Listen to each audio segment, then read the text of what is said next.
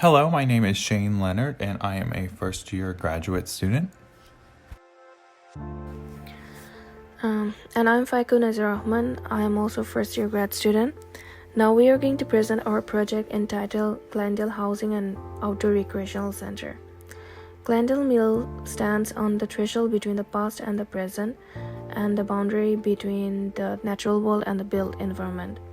Presently, the empty buildings are home to wildlife, vines, and undisturbed soil, but looking up through the tower remains of a period of rapid human expansion.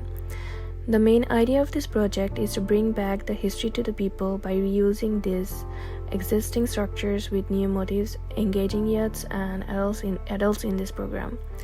Our main objective is to promote sustainable environment to the Glendale community through promoting historical preservation, trail, healthy and affordable living, access to the natural environment, and promoting community involvement.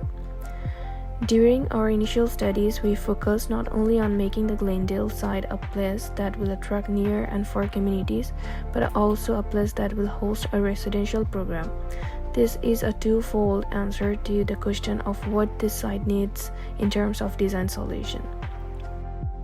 For coming up with this idea of the recreational center along with the residential program, we investigated the site studies and analysis through the existing as well as the absent amenities and the demographics that supports our proposed program.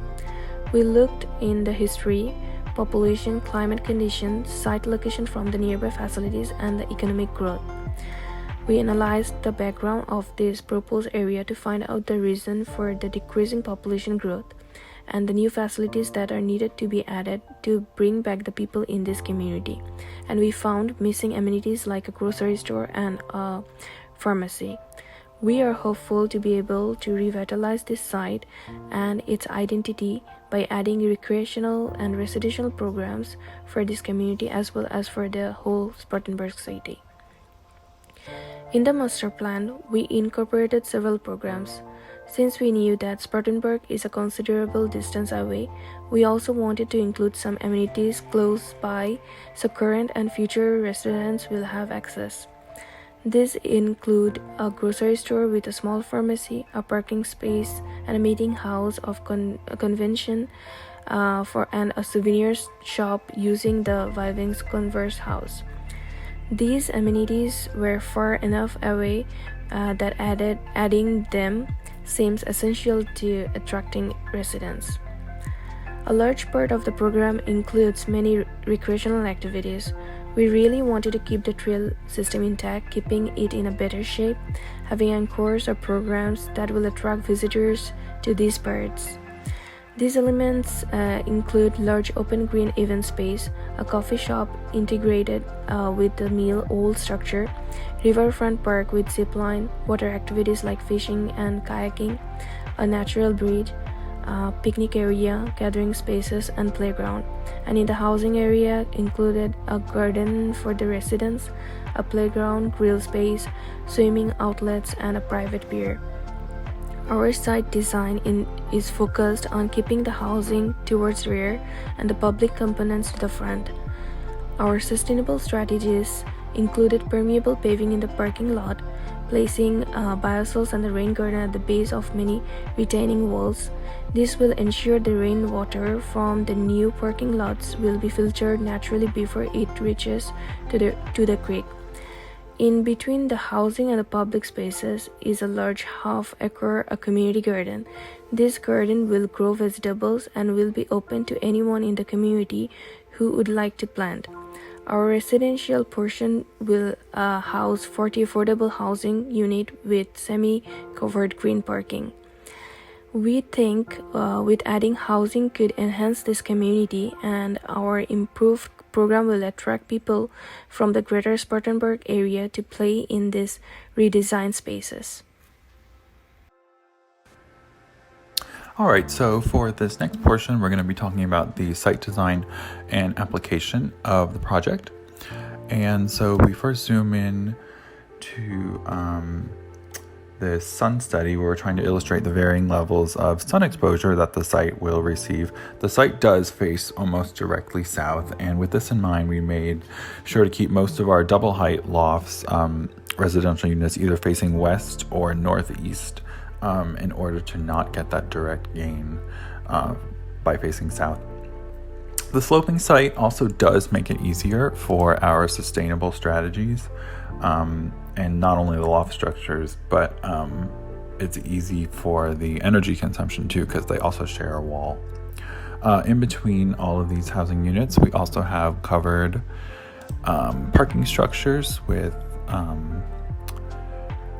foliage and permeable asphalt, and then also following the topography in between our homes and the units, we have rain gardens. And there's also a community garden, which is a half an acre and will be open to all of the residents in the community. And we hope to be growing things like tomatoes and soybeans and grains, and maybe even beans too.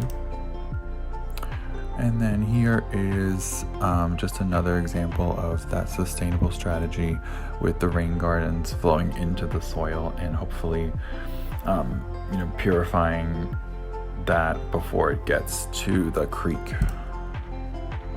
And then here's just a larger section. You can kind of see how the slope of the roofs is designed to minimize that southern exposure. And then so next we're going to be talking about the final board, where we explore the housing elements. And as maybe I stated before, this is the part of the site that has the most significant slope. So it was quite a challenge when throwing all these units over here and still creating space where there's going to be a common space at least. So all the housing units are not crammed on top of each other. But they're pretty much all duplexes, which is kind of the vernacular of these old mill communities. So we thought logical to repeat that because it seemed to work so well just next door.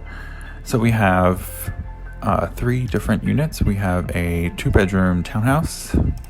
We have a 3-bedroom townhouse, which is the largest, and then a single bed studio. So basically kind of like a 1-bedroom. At about 1,000 square feet. Some of the sustainable strategies that we included were solar panels, recycled gray water runoff, operable windows that let hot air rise to escape when desirable to take advantage of the breezes on the hillside. And then so in the materials, we were locally sourcing materials from no less than 165-mile radius. And these include things like wood flooring, bricks, the wood construction, metal roof, and the siding.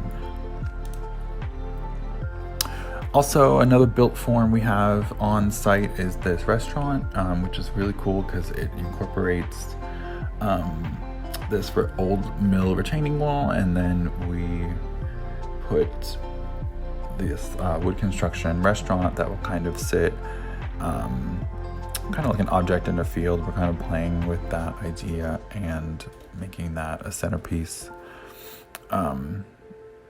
near the edge of the water.